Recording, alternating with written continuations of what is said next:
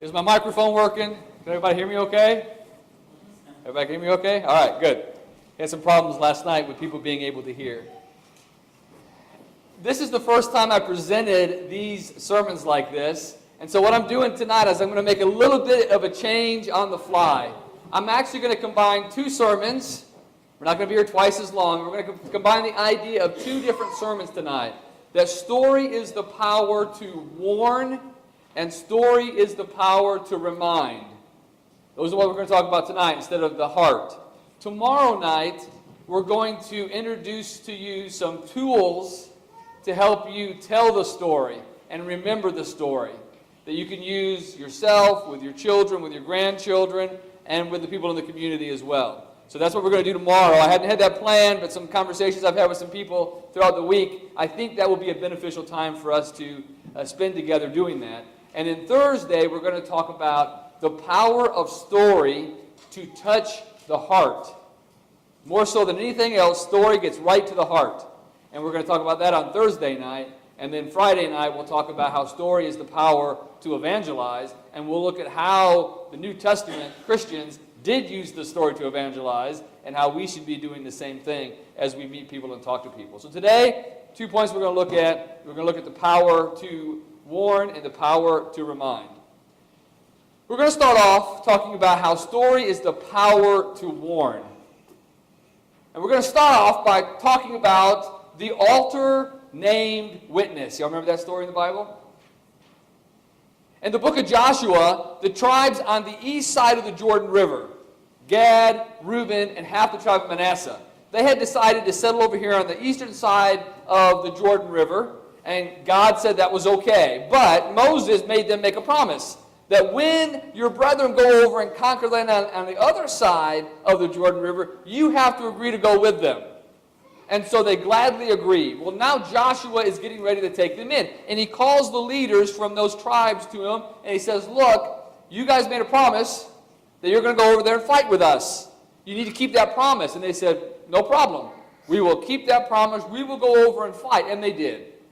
Well, after the fighting was over on the west side of the Jordan River, Joshua calls these tribes to him, and he says, look, you guys have done a great job. You fulfilled your commitment. I send you back to your land with blessing. Well, these 2.5 tribes go traveling back to the other side where their families were and where they had started to settle down. And before they cross the Jordan River, they build an altar. And this altar, after they built the altar, some of the people from the western side, they see that they had built this altar, and they couldn't believe that they had done this thing. And so they actually mounted up, and they were ready for war. They were going to go fight against their brethren because they had built this altar, and they were rebelling against the Lord. But before they started the fighting, they decided to send a delegation. The one that led that delegation was Phinehas. Phinehas was the son of Eleazar, who was the son of Aaron. So he was Aaron's grandson. He leads the delegation to go rebuke these 2.5 tribes who were building this altar that they assumed they were going to make sacrifices on it. So they go and they meet the 2.5 tribes, and they say, why are you rebelling against the Lord? Why are you dealing so treacherously? And Phinehas wanted to make a point to them, wanted to sway them to stop what he thought they were doing. So what do you think he did? A wild guess with the theme of our week. He decided to tell a couple stories. The first story that he told them, in order to get them to stop doing what he thought he was going to do, is found in Joshua chapter 22 and verse 17. The story's not found there, but this is what he says. He says, is the iniquity of Peor not enough for us, from which we are not cleansed till this day?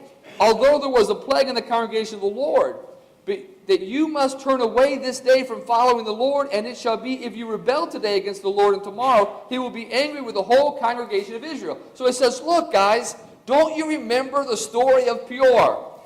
Isn't that story enough to make you realize you have to stop doing what you're doing right now?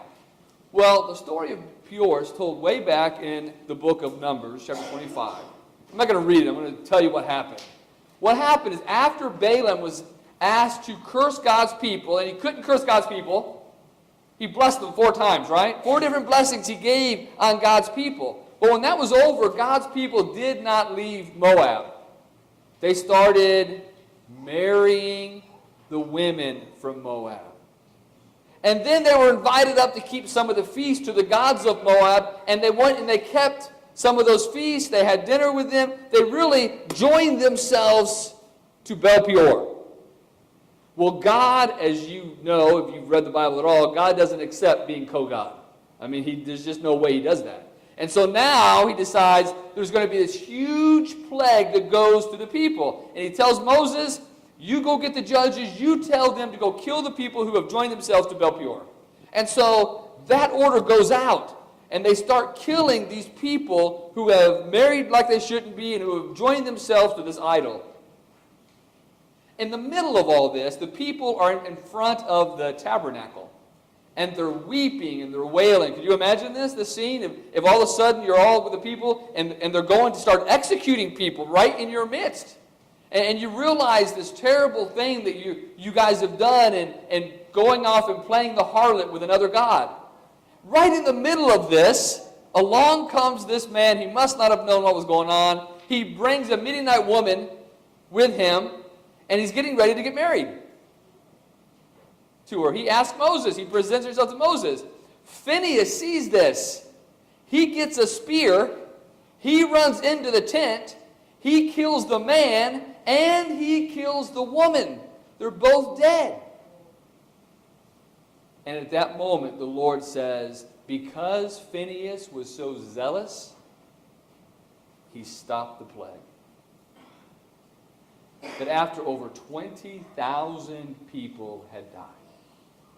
So, what they're doing, what Phinehas is doing, and that's an important part, the delegation that goes over there and is trying to convince these 2.5 tribes not to worship another god, not to offer sacrifices on an altar they had no business offering sacrifices to, Phinehas was the guy that led that. Isn't it normal? Isn't it make sense? Doesn't it make sense that he would tell that story? He says, don't you remember what happened?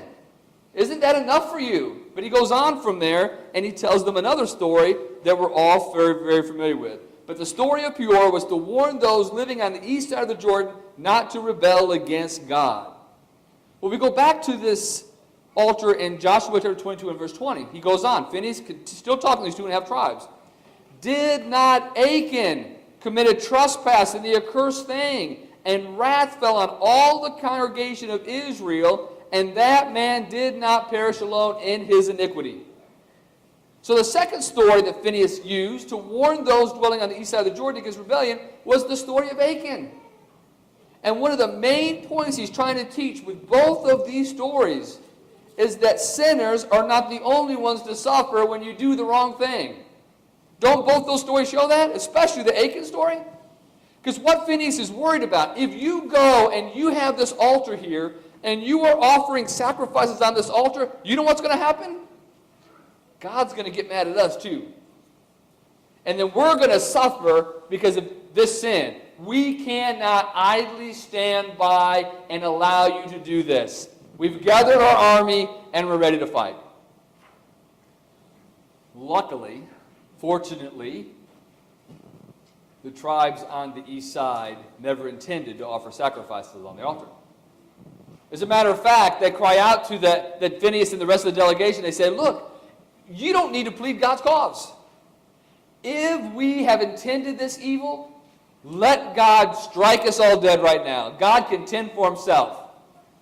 Sort of like Gideon's father said. Remember Gideon pulled down the Baal, the idol there, and they're wanting to kill Gideon? And Gideon's father says, hey, let him take care of himself if he's God. And that's what they're saying. If we're guilty here, let God strike us dead. We're not trying to rebel. We're not trying to do this treacherous thing.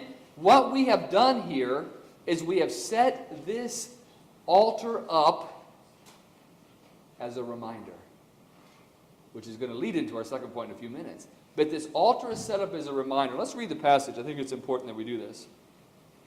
Joshua chapter 22 and 24. But in fact, we have done it for fear, for a reason, saying, in time to come, your descendants may speak to our descendants, saying, what have you to do with the Lord God of Israel? For the Lord has made the Jordan a border between you and us. You children of Reuben and the children of Gad, you have no part in the Lord. We've talked a little bit, mentioned it briefly, this idea of multi-generational thinking. Doing things for the next generation and the generation after that and the generation after that. Most of us don't think past our grandchildren. But that wasn't true of the people in the Old Testament. They thought generations and generations ago. When Abraham was given the promise, God told him up front how long it was going to be, right? Over 400 years before that happened. Can you imagine if somebody said, hey, 400 years from now, one of your descendants is going to be president? Cool, all right. We used to keep little thought to that. It wouldn't be nearly like it was for them. They thought multi-generationally. They knew the importance of leaving a legacy. So they're getting ready to go on their side of the Jordan. We don't want your descendants discouraging our descendants, saying that God put this Jordan River here as a divider, and because we're on the other side of the Jordan River, we have no part in you. As a matter of fact, when Phineas is making his proclamation to them or his argument to them, he tells them, if that land's not good enough for you, don't go serve, don't go doing other things. If that land's not good for you, you come over here and you stay on our side. We'll split up our land with you. You can have some part of ours. Build this altar. Verse 26, therefore we said, let us now prepare to build ourselves an altar, not for burnt offering nor for sacrifice, that it may be a witness between you and us and our generations after us, that we may perform the service of the Lord before him with our burnt offerings, with our sacrifices, and with our peace offerings. And your descendants may not say to our descendants in time to come, you have no part in the Lord. Therefore we said, it will be when they say this to us or to our generations in time to come, that we may see, here is the replica of the altar of the Lord which our fathers made, though not for burnt offering, nor for sacrifices, but it is a witness between you and us. See, the altar was to remind future generations that the Reubenites and the Gadites and half the tribe of Manasseh helped conquer the land, and that God was their God. They didn't want to start bringing their burnt offerings to Jerusalem and all of a sudden a big stop sign go up and say, no, you're not part of our God. You're on the other side. God put that Jordan River to divide us. If they did that, then they could go to this replica and they could know, look at this altar that we made as we were going back. It is a witness between us and you for generations to come. They wanted to remind for future generations to their descendants would not cease fearing the Lord. We don't want our generations to stop fearing the Lord. We don't want your generation, your kids, to stop our kids. And so we're putting this altar here for that. But there's a couple of very, very important points to note here. One is when Phineas wanted to convince them, even though they didn't need convincing, but when he wanted to convince them, what power did he go to? He went to the power of story. Remember Baal Peor and remember Achan. Now, what we're going to do next is we're going to look at how God uses story. God doesn't just allow an event to happen and then allow that to fade into history. He will take that event and he will use it over and over and over through history in order to warn his people that they learn the lessons from that story. And we're going to look at the story of Baal Peor to show that. So we're going to go through the Bible and show where God uses that story. How many times that story comes up. And you'll probably be sort of surprised at how many times this little story comes up in the Bible. Because most of you have heard that story, but you probably haven't thought about that story in a long time unless you've recently been studying this passage. It's not something that most of us could tell readily at the drop of a hat, tell that entire story with the details. We're not that familiar with it. But let's look how God has used it. In Deuteronomy chapter 4 and verse 1, Moses speaking.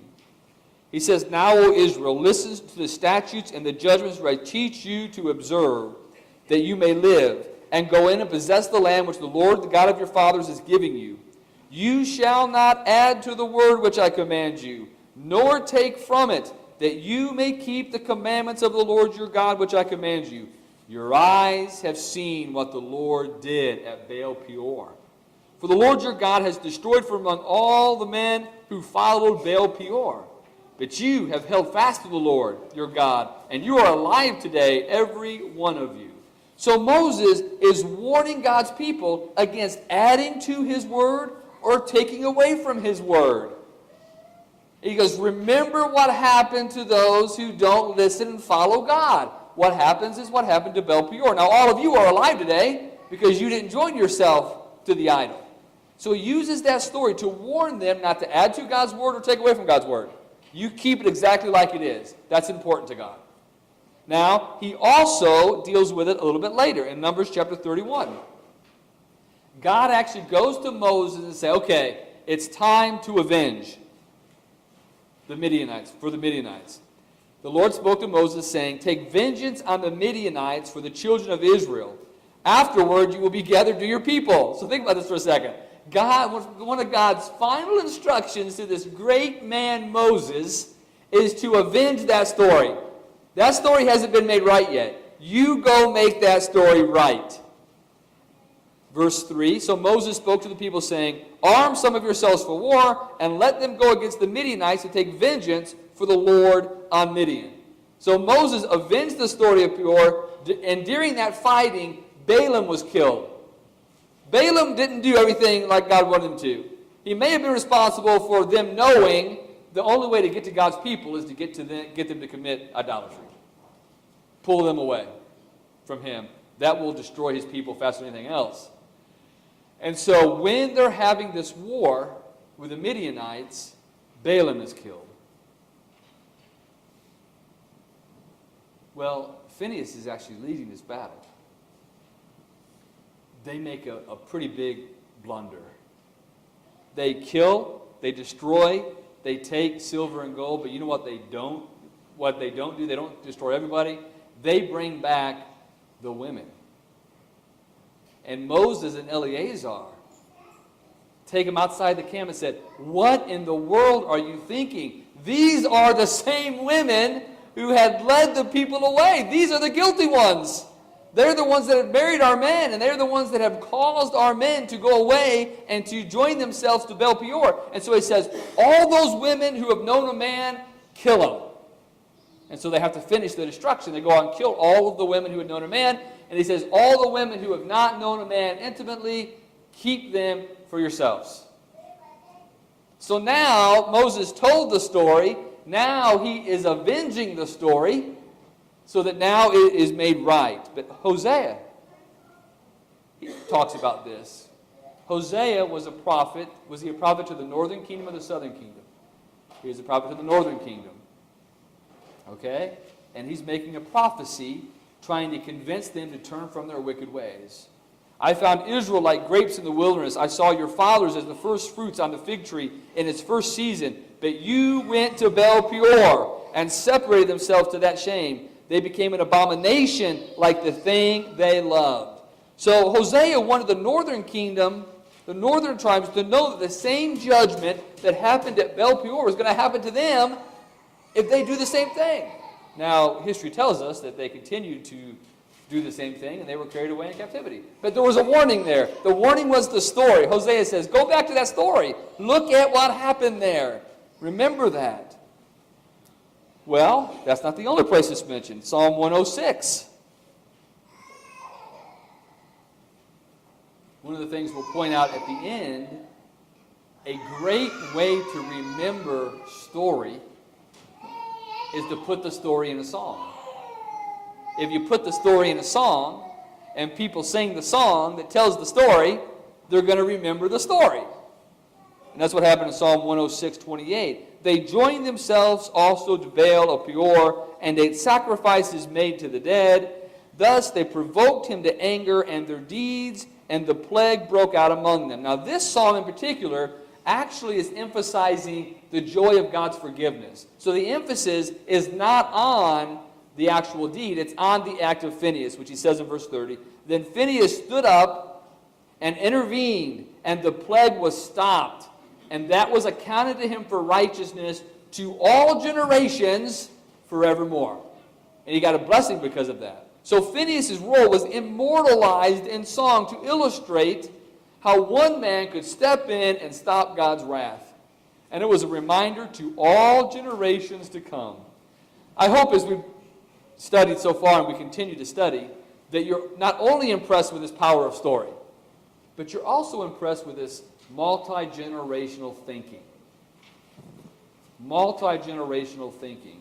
And it will help you then to pray for your great-great-great-grandchildren that are not born yet.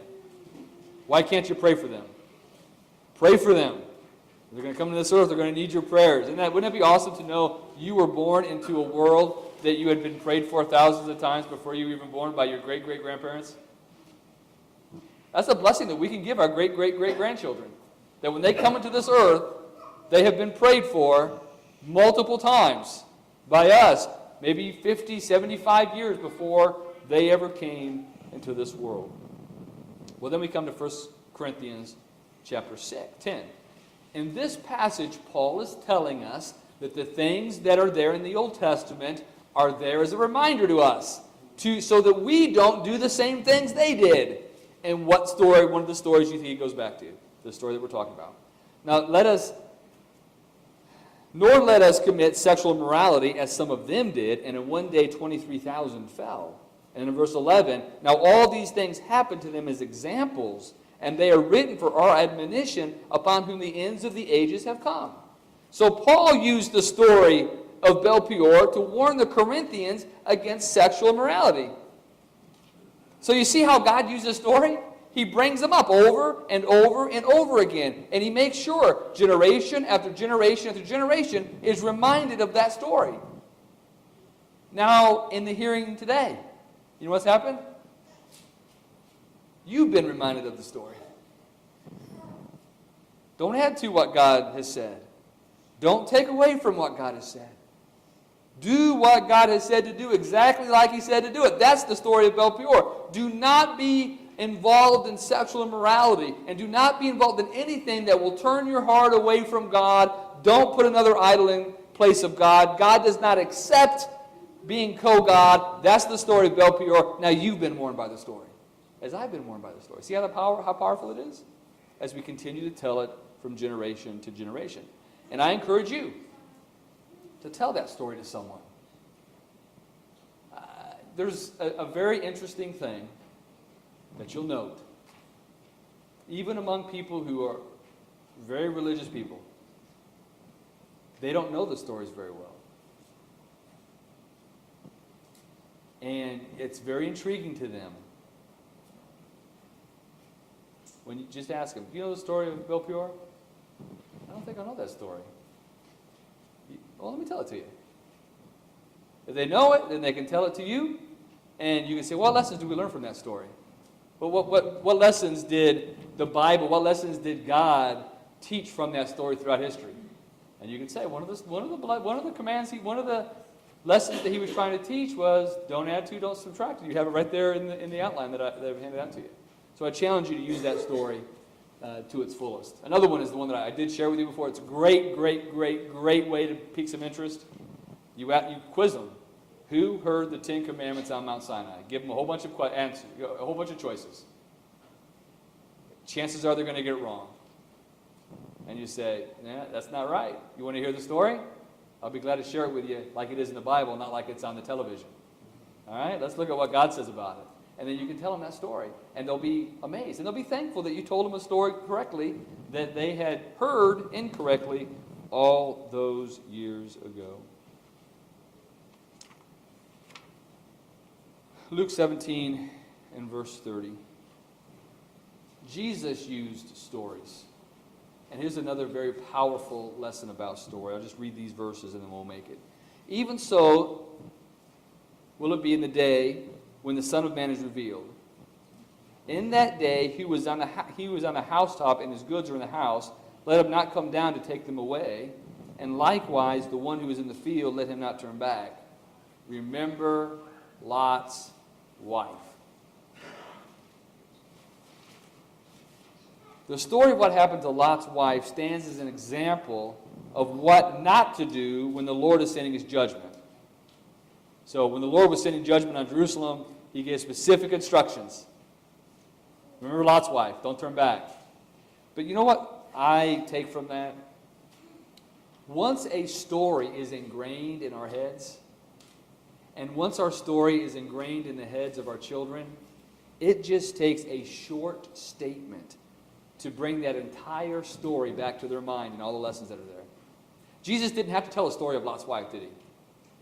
He had to, all right, let me tell you the story of Lot's wife, and he goes off and tells them everything that happens to Lot's wife. He could just say that one phrase, remember Lot's wife, and all of them could say, ooh, yeah, remember Lot's wife? That's not good. I don't want to turn into a pillar of salt. And so all of those things come by. Have you noticed that TV commercials do that? What they'll do is they'll run like a 30-second commercial or a 1-minute commercial, and they'll tell a story in that 1 minute. And then a couple weeks later, they'll take that 1-minute commercial and they'll go it down to 30 seconds. They've saved 30 seconds worth of having to pay for the commercial, but because you had seen that first commercial so many times, now you've seen the shorter version of it, but what does that shorter version do? It reminds you of everything in that 1-minute commercial. And so Jesus just simply said, remember Lot's wife. And so it's very, very important that we understand that when we are dealing with things, that we can just, if we know the stories, we can just say, hey, remember Lot's wife. Remember Sodom and Gomorrah. As warnings, because that's the point we're covering. Story has the power to warn us from problems. Now we're going to go to from warning us to reminding us. 2 Peter chapter 1. Turn to 2 Peter chapter 1 is not in your outline, so if you have a Bible, you can turn there. I have this small Bible here. I don't know if I can read, actually. I blow it up to 14 font in my other notes, but we'll see here. 2 Peter chapter 1 and verse 12. For this reason, I will not be negligent to remind you always of these things, though you know them and are established in the present truth. Yes, I think it right, as long as I am in this tent, to stir you up by reminding you, knowing that shortly I must put off my tent, just as our Lord Jesus Christ showed me. Moreover, I will be careful to ensure that you always have a reminder of these things after my decease. Multi-generational thinking, right? Is I'm going to remind you, I'm going to remind you, and I'm going to remind you, and I'm going to make sure that you have a reminder even after I'm dead and long gone. There's going to be a reminder. What did Peter use to remind them? Probably not going to be very shocking. Chapter 2. Look at it. Look at verse 4. God did not spare the angels who sinned. Look at verse 5. He did not spare the ancient world, but saved Noah, one of 8 people, a preacher of righteousness. Verse 6, and turning the cities of Sodom and Gomorrah into ashes. He's warning them. He's reminding them. How is he reminding them? He goes back and says, look at this story. Look at this story. Look at this story. And then finally, in verse 15, they have forsaken the right way and gone astray, following the way of Balaam the son of Beor, who was shortly before our story of Baal Peor and was actually killed in the avenging of Baal Peor. So when Peter wants to make sure they have a reminder, he tells them some stories so that they will remember those forever. So we need to be reminded. We talked a little bit about how forgetful we are. We need to be reminded. So let's look at some ways in which God made sure certain things were going to be remembered by his people. And these are tools that we can use as well. God set up special days. He set up special days to remind us of story. The story then would remind us of what? Now let's never forget this. The story is never in itself the end. What do the stories remind us of? How great and powerful God is, right? And how God needs to be obeyed, God needs to be served. That was the whole redemption out of Egypt. Remember that story, not just because, oh, that was a cool story, but it shows who God is. It answered the question, who is the Lord that I should obey his voice? I do not know the Lord, I will let other people go. So it was an answer to that question. It always goes back to glorifying God. Let's never forget that. Don't lose that in all of this. But Exodus chapter 12, verse 17, and then we'll drop down and read 24 through 27. So you shall observe the feast of unleavened bread. This is the Passover. For on this same day I will have brought your armies out of the land of Egypt. Therefore you shall observe this day throughout your generation as an everlasting ordinance. Verse 24. And you shall observe this thing as an ordinance for you and your sons forever. It will come to pass when you come to the land which the Lord will give you, just as he promised, that you will keep this service. And it shall be when your children say to you, what do you mean by this service? That you shall say, it is the Passover sacrifice of the Lord, who passed over the houses of the children of Israel in Egypt. Then he struck the Egyptians and delivered our household. So the people bowed their heads and worshipped. The Passover was a yearly reminder of the story of the Exodus. Because God knows us, right? He created us. He knows. He created us. It's not the fact that God knows it. God created us to be influenced by story. So he obviously knows it. He created us that way. He also knows that we're forgetful people. So he told them, I want you to always remember this story. And if I don't tell you how to remember it, if I don't give you a way to remember it, you won't remember it. And we know that through their history, sometimes they forgot to observe the Passover. And what happened when they forgot to observe the Passover? Great things, right? When they stopped serving the Passover, when they stopped remembering that story, they became much more obedient, right? No. See, the story and the obedience go together. That's what we talked about a couple lessons ago, is that the obedience is linked to the story. If you take the story out of the equation, the obedience is gone. If you stop observing the Passover, the obedience is going to go away. And so God says, I want you to remember the Passover every single year. It was a yearly reminder of the story of the Exodus.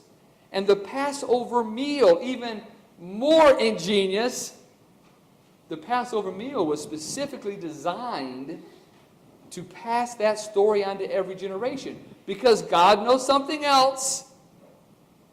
He knows that children are curious. And he knows that as you sit down to this once-a-year meal that's special, that the kids are going to say, what are we doing? What's this all about? That's going to give you the opportunity to tell that story. The same thing would happen in your house, wouldn't it? What would happen if tomorrow at 5 o'clock you got your best china out and started setting the table? You think your kids would come through the house and say, who's coming over? Right? And most of us don't eat off our best china very often. They would want to know, hey, this is something different. Somebody must be coming over. Something is different about this day. And so as they sat down to keep the Passover, he intentionally did that in all of his wisdom, all of his incredible foresight, because he knew that children would ask the question, which would give the story a chance to be retold, which would allow his name to be magnified in all the earth. Which is why he did the Passover to begin with, why he let him out. Leviticus chapter 23 and verse 41. You shall keep it as a feast to the Lord for 7 days in the year. It shall be a statute forever to your generations. You shall celebrate it in the 7th month. You shall dwell in booths for 7 days. All who are native Israelites shall dwell in booths, that your generations may know that I made the children of Israel dwell in booths when I brought them out of the land of Egypt. I am the Lord your God. So the Feast of Tabernacle, the Feast of Booths, was set up as a reminder of the fact that they were dwelling in tents. The Feast of Purim, remember what that was? That was one we don't remember that much, right? The Jews still celebrate it today. It was the 14th and 15th days of Adar, which were the days that Hammond had intended for the Jews to be annihilated. And because of Esther's courage and because of Mordecai's foresight, she was able to go into the king and stop that from happening. After it was over with, Mordecai then got a lot of the stuff, right? He actually got the signet ring and he was able to make some laws. One law that he made was, remember this day from now on for all generations that the Lord delivered you on this day. So yearly feasts were ways God set up to remind people of the story. Well, there were also events that God set up, intentionally set these up because he knew that yearly reminders weren't going to be enough. And so he set up more reminders so they wouldn't forget about him delivering them from the land of the Egyptians. Exodus 13 and verse 11. And it shall be when the Lord brings you in the land of the Canaanites, as he swore to you and your fathers, and gives it to you, that you shall set apart to the Lord all that open the womb.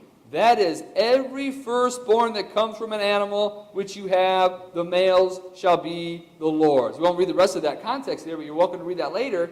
Basically, every time you have an animal, and the first baby that that animal has, and humans as well, that animal was dedicated to the Lord. And the whole thing was set up so that the children would ask, what is this that we are doing? And that you would have a chance to explain it to your children as a result of this. So, every firstborn among men and animal was to be a reminder what God did when he brought them out of the land of Egypt. So, you have the yearly reminders. Now you have every time a firstborn child comes into this world, he's dedicated to the Lord, redeemed, bought back, bought. There was a special ceremony, way to have to do this. If it was a donkey, you either had to break the donkey's neck or you had to buy that donkey with a lamb. If it were an animal, then you would actually dedicate that animal to the Lord as a reminder. Then why are we doing this? Well, we're doing it because God brought us out of Egypt. And it all goes back to that story. Not only did God set up yearly feast, and he set up reminders, events that reminded them, he set up monuments as reminders. In Joshua chapter 4 and verse 4, as they are getting ready to cross over the Jordan River and enter the promised land, Joshua called the 12 men whom he had appointed from the children of Israel, one man from every tribe, and Joshua said to them, cross over before the ark of the Lord your God into the midst of the Jordan, and each one of you take up a stone on his shoulder, according to the number of the tribes of the children of Israel, that this may be a sign among you, that when your children ask in time to come, saying, what do these stones mean to you? Then you shall answer them, that the waters of the Jordan were cut off before the ark of the covenant of the Lord, and when we crossed over the Jordan, the waters of the Jordan were cut off, and these stones shall be a memorial to the children of Israel forever. So God commanded they set up a monument made up of 12 stones as a reminder. The kids are going to ask, what does that mean? And when they ask, what does this big pile of rocks do in there? You can tell them. The Lord cut off the waters of the Jordan as you came across. In Joshua chapter 6 and verse 25, we have the story. What happened after, we've already alluded to the story of Achan. What happened after Achan was killed? What did they do? To set up a reminder for everybody. They like doing this, especially this time period of Joshua. They put rocks on a lot of people to remind people that there's a pile of rocks here, and underneath this pile of rocks is Achan. Achan sinned against the Lord by taking some of the accursed things. So they took him out after they stoned him. They put a whole bunch of rocks over him as a reminder. So the stones were piled up on Achan as a reminder of the sin that he committed and its consequences. Stones were piled up over the king of Ai. Stones were piled up over the 5 Amorite kings who came against God's people. They were piled up, piled up, piled up. Why? As a reminder. Every time somebody walked by that pile of rocks, they were reminded of what God did when he took those 5 kings and Joshua threw them all on the ground, and they put their feet on the necks of those kings. And Joshua said, be strong and of good courage, because God's going to do this to all the kings of the land as we go out and we take over what God has promised us. So not only did God use special yearly events, special events like the firstborn being born, and then monuments, God also used names of people and places. Now, we could probably talk for days about this. If you look through the Bible, every name that had a meaning to it. I think it's sort of funny when you go through the life of Jacob's kids. They all had a name that meant something. The whole story of the feud between Leah and Rachel and how that all worked with Joseph, that could be told in the names of their children. Those names meant something. Remember, sometimes names were changed to give a different meaning. And that's not uncommon. As a matter of fact, we have an example of this here. Jacob was left alone, and a man wrestled with him until the breaking of the day.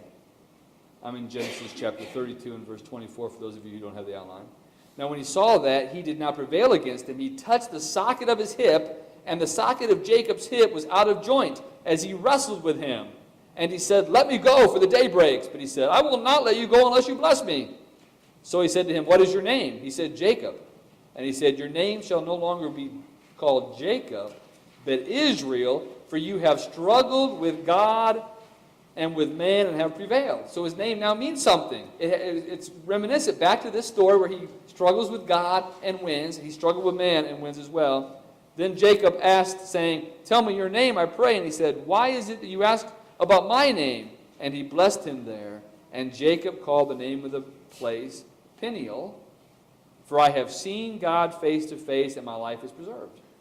So now every time that city's name is mentioned, to everybody that Jacob tells that story to, whenever the name of that city and that place is mentioned, they know this story. See how God links names of people, names of places? Because he doesn't want us to forget his story. Jacob's name was changed. As a matter of fact, Jacob's name was changed.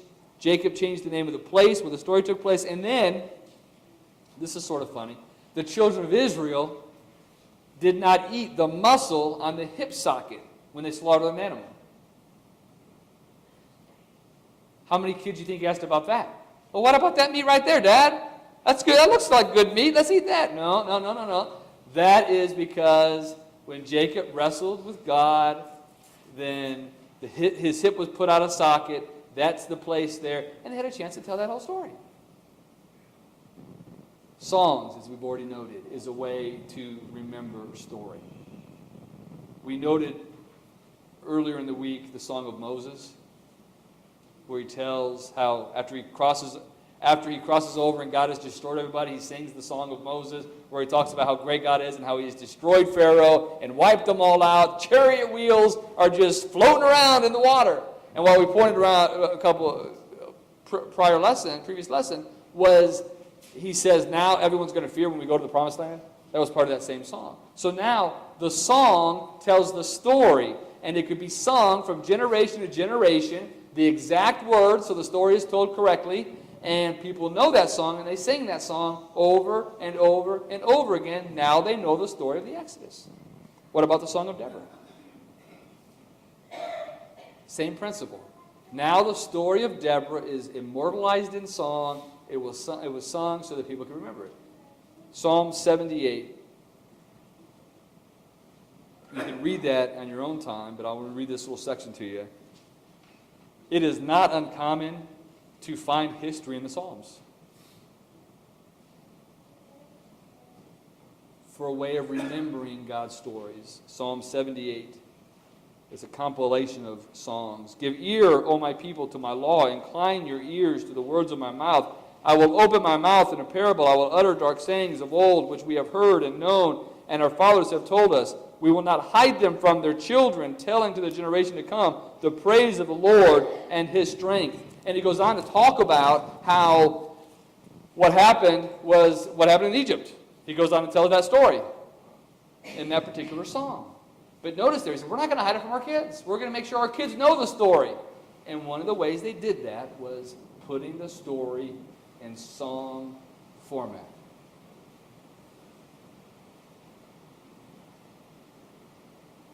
God's stories are meant to be remembered. It is our obligation as people who know these stories to make sure God is being honored and glorified by us telling these stories as often as we can to whomever will listen. And ultimately, the story that we need to tell is the story of the entire plan, which leads to whom? It leads to the cross and Jesus, doesn't it?